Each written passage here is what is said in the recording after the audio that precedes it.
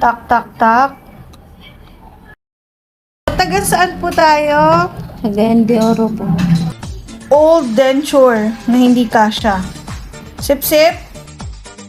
As we can all see, masyado na pong napudpod at walang gilagid. Nag-recede na ang bone, hindi na bagay. Okay? So, smile! Yan, new denture po tayo.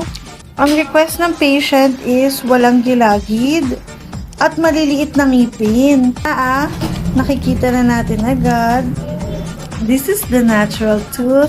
Kung pwede lang, iiksian ko pa to. Pero gusto niya po ng ganyan. Saan po tayo? Cagayan de Oro po. Ay, laki.